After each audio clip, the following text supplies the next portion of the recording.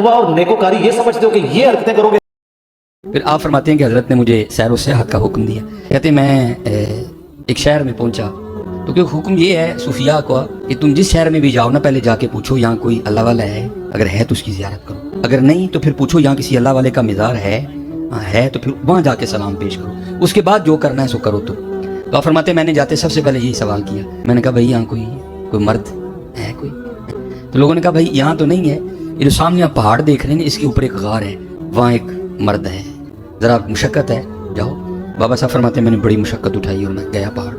अब फरमाते जब गार के मुंह पे पहुंचा ना तो वहाँ जाके क्या देखा कि एक टांग है जो घुटने से कटी पड़ी है गार के मुंह पे और खुश्क हो गई है, गोश्त और पोस्त नहीं कोई भी उसमें, खुश्क बिल्कुल हड्डी पड़ी है। फरमाते मैं बड़ा घबराया, भाई ये क्या है? कहते हैं खैर मैं अंदर गया, जाकर हज़रत की कदम बोशी की, जो कुछ पूछना था हज़रत से पूछा, हज़रत ने इनायत फरमाया। कहते जब मैं जाने लगा तो सुन्नत है अपने मेहमान को दरवाजे तक रुखसत करने जाना। कहते जब मैं निकला ना तो हज़रत भी उठे मुझे गार के मुंह तक छोड़ने जाने के लिए। कहते जब हज़रत उठे तो फिर देखा कि हज़रत की भी दाईं टांग कोई नहीं। कहते मेरे दिल में ख्याल आया एक टांग बाहर कटी पड़ी है, हज़रत की भी कोई नहीं, तो कहीं कोई एक ही तो नहीं बात। तो कहते मैंने बड़े अदब से अर्ज़ की हुज़ूर आपकी भी एक टांग कोई नहीं, एक बाहर कटी पड़ी है, तो कोई मामला एक तो नहीं कहीं? तो कहते रो पड़ी। कहते हैं फरीद मैं यहाँ इबादत कर रहा था, रियाजत कर रहा था कुर्ब पाने के लिए। तो हज़रत जी चेक तो करते हैं ना एने जो है कि नहीं होगा, ये चेक तो किया जाता है ना, फिर बातें बनती हैं, अभी तो नहीं बन जाती है। कहते हैं बस मेरी भी चेकिंग आ गई। कहते 7 दिन तवातुर से बारिश बरसी और गार में इतनी सर्दी हो गई कि मुझे लग रहा था ये सर्दी मेरी जान लेगी। फरमाते 8वें दिन अल्लाह ने रहमत की और धूप निकली।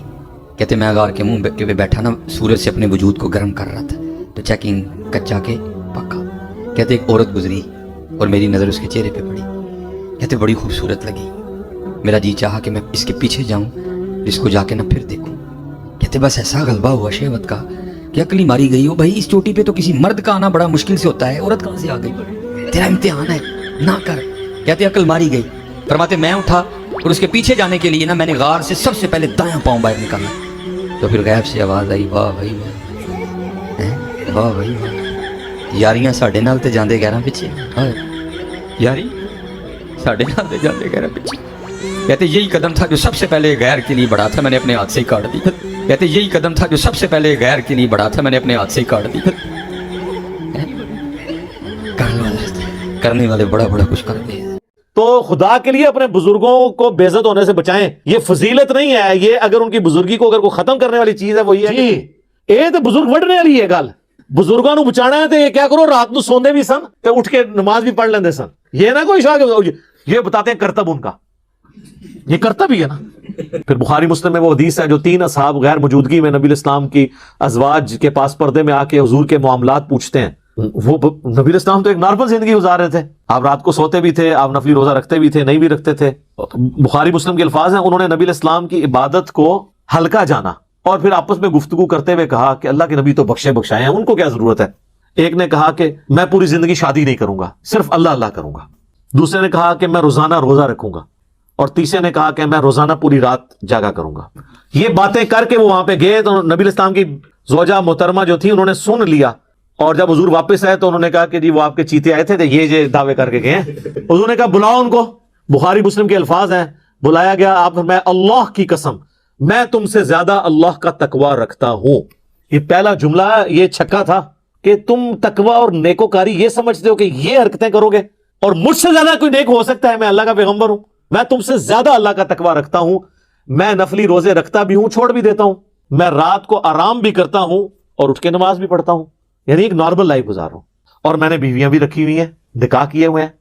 फिर आपने फरमाया फमन रगिब अन सुन्नती, जिसने मेरी सुन्नत को छोड़ दिया। फमन रगिब अन सुन्नती, जिसने मेरे तरीके को छोड़ दिया, यानी मेरे तरीके में तीनों चीजें कि निकाह करना छोड़ दिया, या उसने रोजाना जागना शुरू कर दिया, इशा के वजू से 40 साल तक फजर पढ़नी शुरू कर दी। सैयदना गौसे आजम फरमाते हैं मैंने 40 साल इशा के वजू से फजर पढ़ी है। कितना अरसा? मादरजाद हम फर्ज नहीं पढ़ते, सुन्नतें बहुत से लोग नहीं पढ़ते, वाजिब कितने नहीं पढ़ते। वो रोजाना कितनी इबादत कर रहे हैं। इशा के लिए वजू किया, सारी रात इबादत में गुजारी, सुबह फजर हो गई। 40 साल। फरमाते हैं 15 साल मैंने इस तरह गुजारे, इशा की नमाज के बाद अपने हुजरे में जाता, खूंटी एक गाड़ी हुई थी दीवार में, कुछ भी समझने हुक लगाया हुआ, उसको पकड़ लेता और एक टांग उठा लेता, बिस्मिल्लाहिर्रहमानिर्रहीम सूरह फातिहा से कुरान पढ़ना शुरू करता और उठाई हुई टांग जमीन पर उस वक्त रखता था जब पूरा कुरान खत्म कर लेता था। 15 साल इस तरह गुजारे, 25 साल जंगलों में, 40 साल इशा के वजू से फजर और 15 साल मेरे लो फारक जे ओ हुण एक बाजीगर ते हो सकता है, अल्लाह ने नबी दा मनने वाला नहीं हो सकता। ये तो ये हदीस देख, और इस हदीस पे ना इमाम बुखारी ने बाब बांधा है कि इबादत में गुलूफ करना नापसंदीदा अमल है। ये है किताबों का दीन और वो है बाबों का। इसी तो हम अर्ज करते हैं कि मरने से पहले ए मुसलमान कर ले इस पे गौर, किताबों का खुदा और है, बाबों का खुदा और। ये बाबों ने तो पता नहीं किस खुदा का तारुफ आपको करवाया है। जो किताबों का खुदा है ना, जो पैगंबरों का खुदा है, वो तारुफ इस तरह करवाता है अपना, और ये फजीलत बता रहे होते हैं।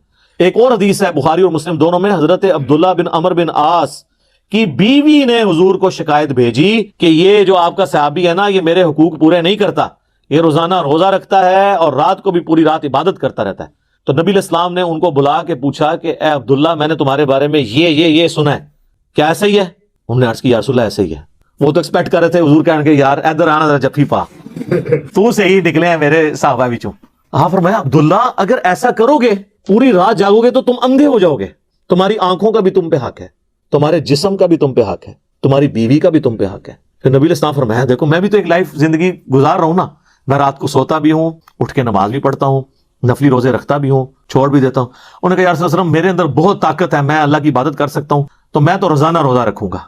आपने फरमाया कि जो रोजाना रोजा रखता है गोया कि ऐसा है कि वो रोजा रखता ही नहीं। चलो जीरो। यहां कितने बुजुर्गों का कहते हैं जी एम साल तो उन्होंने रोजा है, ओ खुदा दा नाम गल्ला बंद कर दो, बुजुर्गी बचानी से किसी दी है, पुठिया पुठिया गल्ला बंद करो। आप फरमाया जो रोजाना रोजा रखता है गोया वो रोजा नहीं रखने वाला। फिर आपने फरमाया कि महीने में 3 रोजे रख लो, ये गोया ऐसा है कि तुम हमेशा रोजे रखते हो। उनका या रसूलल्लाह मेरे में इससे ज्यादा ताकत है। फिर हुजूर ने और बढ़ाए करते करते आपने आखिर में फरमाया कि बस इतनी इजाजत है कि एक दिन रोजा रखो एक दिन ना रखो, ये दाऊदी रोजे हैं, इससे ज्यादा मैं तुम्हें इजाजत नहीं दूंगा। तो फिर जब वो बूढ़े हो गए ना, तो वो फिर वो याद करते थे उस हदीस को, कहते थे ओ काश मैंने हुजूर की वो वाली फैसिलिटी ले ली होती, अब मुझसे नहीं रोजे रखे जाते। तो वो हुजूर ने तो मुझे पहले इतनी बड़ी ऑफर की थी। खैर हमारे लिए तो इससे भी आसान ऑफर है। सही मुस्लिम में हदीस है, जामिया तिरमिजी में, सुनन अबी दाऊद में, सुनन निसाई में, सुनन इब्न माजा में, ये जो 6 मेन अहले सुन्नत की किताबें हैं ना, बुखारी के सिवा बाकी 5 की 5 किताबों में हदीस है कि जो रमजान के रोजे रखे, उसके बाद शवाल के 6 रोजे रख ले, गोया उसने पूरी जिंदगी के रोजे रखे। यानी हर साल वो रखता रहे ना, तो साल साल के उसके रोजे होते रहेंगे। और वो 6 रोजे आप पूरे महीने में किसी भी वक्त रख सकते हैं। बात कहते हैं एक फौरन बाद रख लो, बाकी बाद रख लो, बात कहते हैं फौरन रख लो, नहीं ऐसी कोई नहीं है, पूरे महीने में आप किसी भी वक्त 6 रोजे वो पूरे कर लें जिस तरीके से मर्जी। तो वो भी गोया इस तरह जिस तरह पूरे साल के रोजे रखने वाला है।